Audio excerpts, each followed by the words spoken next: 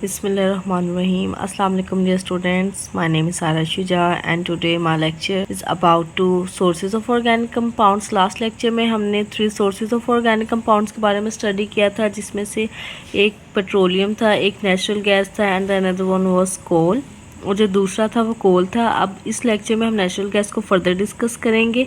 कोल के बारे में हमने डिस्कशन कर ली थी। Now we will discuss about natural gas.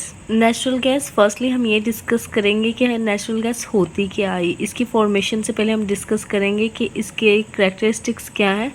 Natural gas is the lowest carbon hydrocarbon. इसमें जो कार्बन के कंटेंट्स होते हैं या हाइड्रोजन और कार्बन के कंटेंट्स होते हैं वो लोएस्ट होते हैं, उनका बॉइलिंग पॉइंट लो होता है हमारे पास। हमारे पास जिस कार्बन की या जिस भी नेचुरल गैस की कार्बन कंटेंट हमारे पास लो होंगे तो वो हमारे पास बेनिफिशियल नेचुरल गैस है। और ऑडरलेस का मतलब होता है कि इतनी फेंट स्मेल नहीं होती, इसकी स्मेल बियरेबल होगी, हम उसे बियर कर सकते हैं, यानी कि अगर हम उसे इनहेल भी कर लें तो वो हमारे लिए इतनी टॉक्सिक नहीं है, इट इज़ बियरेबल। कलरलेस, इसका कोई कलर नहीं है, इट इज़ जस्ट वो ट्रांसपेरेंट, हम ये कह सकते हैं इट इज़ ट्रांसपेरेंट, कलरलेस, इसका कोई कलर नहीं है। And non toxic means to say कि पॉइजनस नहीं है, कि अगर हम इसे इनहेल कर लें तो ये हमारे लिए कोई ज़्यादा मेजर इशू क्रिएट नहीं कर सकती। It is not toxic, it is not poisonous. Non toxic का मतलब ही हमारे पास होता है नॉट पॉइजनस। नेक्स्ट हम डिस्कस करेंगे कि हमें नेचुरल गैस क्या प्रोवाइड करती है। It provides warmth for cooking and heating and it fuels power station that provide electricity to homes and business। यहाँ पे इसमें ये कहा जा रहा है कि हमारे पास जो नेचुरल गैस है वो हीटिंग पर्पस के लिए यूज़ होती है, खाना बनाने के लिए या किसी भी चीज़ को हीटअप करने के लिए नेचुरल गैस यूज़ होती है, क्योंकि ये फ्लेमेबल गैस होती है। फ्लेमेबल का मतलब होता है जलना, फ्लेमेबल का मतलब ही है जलना।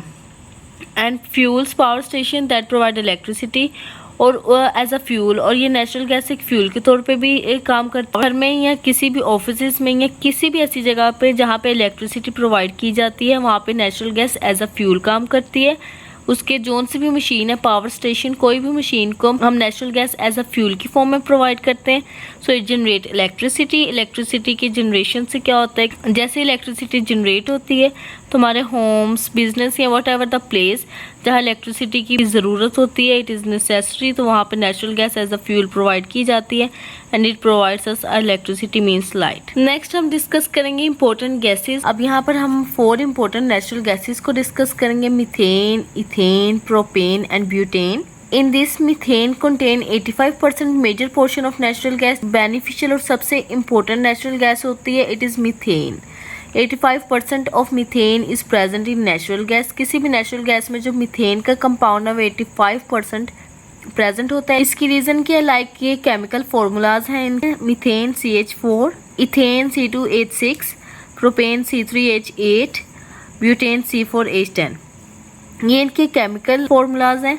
अब यहाँ पे देखा जाए, हमने लास्ट अभी डिस्कस किया था कि जोन से भी कंपाउंड में कार्बन के कंटेंट हमारे पास लोएस्ट होंगे, लो फॉर्म में होंगे, वो हमारे पास मोर बेनिफिशियल गैस होगी।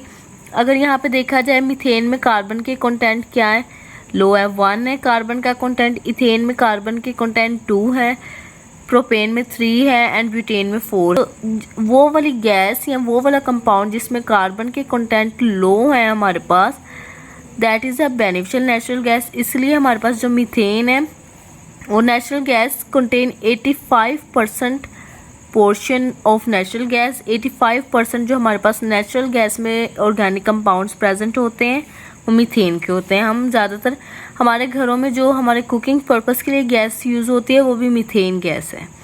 Methane gas is commonly known as natural gas. ये वही रीजन है जो मैंने आपको भी बताई है। In methane the carbon content is low, therefore it is the major portion of natural gas for the source of organic compound. किसी भी ऑर्गेनिक कंपाउंड के सोर्स के लिए जो नेचुरल गैस में हमारे पास मेजर कंपोनेंट होता है वो मीथेन का होता है, क्योंकि इसमें कार्बन के कंटेंट लो होते हैं। तो हम नेचुरल गैस में से कार्बन के content low boiling point extract कर सकते हैं। वो वाले ऑर्गेनिक कंपाउंड्स जिनमें कार्बन के कंटेंट्स हमारे पास लो है और वो गैसियस फॉर्म में है, that is said as natural gas। Next हम फॉर्मेशन ऑफ नेचुरल गैस के बारे में स्टडी करेंगे। It is formed by the decomposition of organic matter. ये सेम एज हमारे पास कोल की तरह है। लाइक कोल हमारे पास डिकम्पोजिशन केमिकल और बैक्टीरियल रिएक्शंस के ज़रिए हमारे पास डिकम्पोज हो गया था ऑफ मिलियंस ऑफ और बिलियंस ईयर्स अगो। बहुत से रिएक्शंस अप्लाई किए गए तो हमारे पास कोल ऑब्टेन्ड हुआ था। इसी तरह ऑर्गेनिक मैटर वो वाले मैटर है जिनमें ऑर्गेनिक कंपाउंड प्रेजेंट है, और ऑर्गेनिक कंपाउंड में मेनली हमारे पास क्या आता है, कार्बन एंड हाइड्रोजन। कार्बन और हाइड्रोजन आते हैं। लाइक हमारे पास ऑर्गेनिक कंपाउंड्स वो वाले ऑर्गेनिक कंपाउंड्स जो कार्बन हाइड्रोजन को कंटेन करते हैं, उनकी डिकम्पोजिशन होती है, मींस ब्रेक डाउन होते हैं किसी भी एनिमल और प्लांट के डिके, जो 500 और अबाउट 1000 मिलियन और बिलियंस ईयर्स अगो। इन पे केमिकल और बैक्टीरियल रिएक्शंस होते हैं। सो जो ऑर्गेनिक मैटर है वो डिकम्पोज हो जाते हैं, उनकी डिकम्पोजिशन से हमारे पास ऑर्गेनिक कंपाउंड्स ऑब्टेन्ड हो जाते हैं। नेक्स्ट हम डिस्कस करेंगे importance of natural gas. Natural gas की इम्पोर्टेंस क्या है?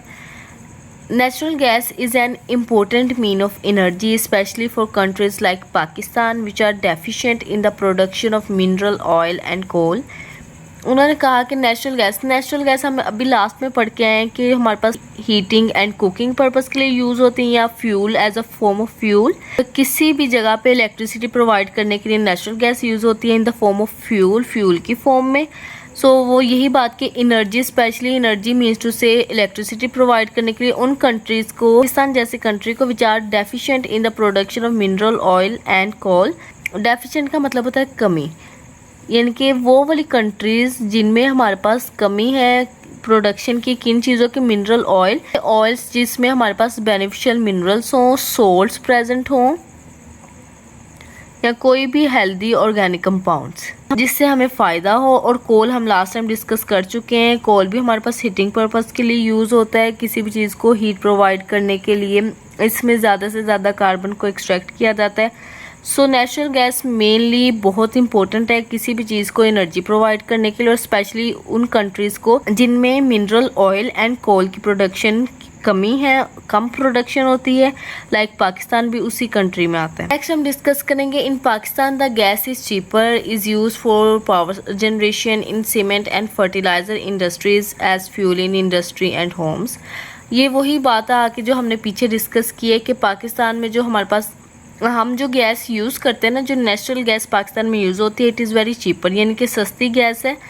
इसलिए सस्ती गैस है क्योंकि power generation means to say electricity provide करने के लिए भी यूज़ होती है, किसी भी सीमेंट इंडस्ट्री में भी, सीमेंट की प्रोडक्शन में भी यूज़ होती है, मीन्स टू से इसके कार्बन कंटेंट्स यूज़ होते हैं। ये को भी हम बहुत से मशीनरी पर्पस से गुजार के उसे हीट अप करके उसमें इतने मिक्सचर्स डाल कर, कार्बन कंटेंट्स डाल के, मीथेन डाल के, बहुत से कार्बन डाइऑक्साइड, बहुत से ऑर्गेनिक कंपाउंड्स हैं हमारे पास जो हम उसके अंदर डालकर हम उसे मशीनरी पर्पस से गुजारते हैं, फिर हमारे पास सीमेंट एक्सट्रैक्ट होता है। So natural gas is also used for the purpose of cement और for the production of cement also. And fertilizer industries, हमारा जो कंपाउंड होता है वो अमोनिया होता है। Ammonia is also a derivative of organic compound as it contains nitrogen and hydrogen. उसमें भी हमारे पास लोअर कंटेंट होते हैं, कार्बन के कंटेंट्स लो होते हैं किसी भी फर्टिलाइज़र में। सो हम नेचुरल गैस को वहाँ पे भी यूज़ करते हैं, और as a fuel in industries and homes. So इस लेक्चर में जस्ट हमने नेचुरल गैस की इंपॉर्टेंस को डिस्कस किया, उसकी फॉर्मेशन को डिस्कस किया और उसकी कैरेक्टरिस्टिक्स को। इस लेक्चर में किसी को भी थोड़ी बहुत भी किसी भी चीज़ के बारे में कन्फ्यूजन है तो वो मुझे कमेंट सेक्शन में कमेंट करके पूछ सकता है। And thank you so much for watching this video. Please subscribe this channel and like this video.